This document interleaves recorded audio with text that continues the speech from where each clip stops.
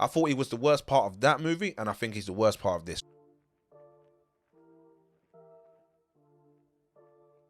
Hello everyone, welcome to In the Armchair. Today we're going to be discussing Black Adam. It stars Dwayne "The Rock" Johnson alongside a supporting cast of Pierce Brosnan and Aldous Hodge, amongst many others. And this movie is about a guy who's been given powers by Egyptian gods, who's been locked away for nearly 5,000 years and is freed into the modern world. I'll start the review by clearly saying I'm not a DC guy. I don't know much of their comics or characters outside of the mainstays. One thing I will say is that their films have definitely been a lot more enjoyable than what Marvel's been pumping out recently. The first 15, maybe even 20 minutes is a massive exposition dump or introduced to the character of Black Adam. It was long. I'd rather they extended the movie to actually show a bit more of his background or change some of the elements towards the end. However, the way the action was shot within these moments was epic. It kind of gave me that 300 type feel. When we're introduced to Black Adam in the present world, it's only then that I realized how powerful he is. Similar to Superman in a way. Again, please bear in mind that I'm only having this reaction because I haven't read the books and I don't watch any trailers, so I knew nothing about the character. I love the way the action was shot throughout the film, very similar to other Schneider films. It can sometimes feel similar to a video game, but I don't have an issue with that. I specifically like the way Black Adam moved. He didn't fly in that typical Superman type way. He kind of glides through the air, almost like Magneto to a certain extent. And that visual just added to the power and dominance that they were trying to convey, which I appreciated. The sounds throughout also added to that feeling. The sound effect when he's flying at speed is intimidating. There's just something about hearing it in a cinema that you can't replicate anywhere else. And his theme song was hard. I've been banging it ever since I left the cinema.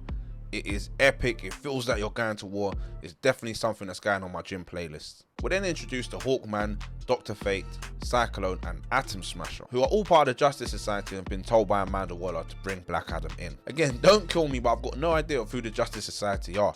And that's a good and a bad thing. It's a good thing because I get to meet new, fresh characters that haven't been rinsed into the ground. I'm thinking something like Suicide Squad. I didn't know any of those characters and that was fantastic, but it's bad because they've been added to this movie and I just felt like I needed more time with them. They almost needed their own film to delve into their characters. I can't quite understand why they were included in this. Maybe they've got some spin-off TV shows lined up because they're introduced but with the tiniest bits of information about them. And as with all superheroes between Marvel and DC, there's a lot of crossover between them. You've got Hawkman, who is similar to Falcon. You've got Cyclone, who is similar in some ways to Storm from X-Men. You've got Dr. Fate, who appears to have some sort of Doctor Strange type powers, but maybe even more powerful. And then you've got Atom Smasher, who's there to provide the comic relief. He reminds me of Ant-Man. If you're someone like me who doesn't have a clue about these characters, you're going to leave the film with more questions asked than answered, as I still didn't come away feeling like I had a true understanding of each of their capabilities. I would have definitely appreciated a deeper dive. Another part of the plot is you've got this family who live in Kandak and idolize Black Adam. He's like a hero in their country. And so the young boy Eamon starts to develop that connection with Black Adam. He starts showing him the ropes. It felt very much like the relationship between John Connor and Terminator, where he's trying to show him the ropes.